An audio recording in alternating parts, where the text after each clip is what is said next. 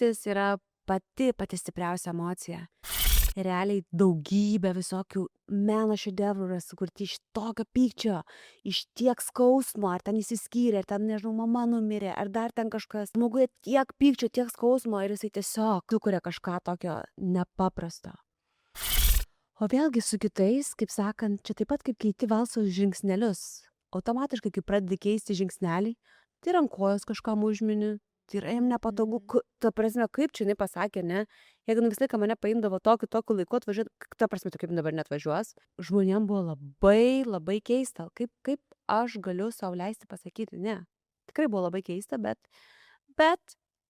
tie, kurie manęs nesuprato, tiesiog pasitraukė iš mano gyvenimo, o kiti tiesiog pamatė, aha, aš dabar turiu jos atsiklausti, dabar jau visai kitokia negu prieš tai.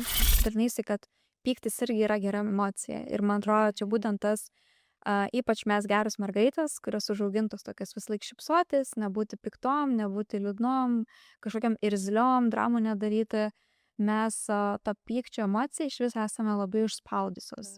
O su emocijom yra taip, jeigu mes užspaudžiam pyktį, liūdesį, skausmą, mes negalim pilnai išjausti ir to pačio džiaugsmo. Papasakok truputėlį, kaip tu pati jaukinaisi pykčio emociją.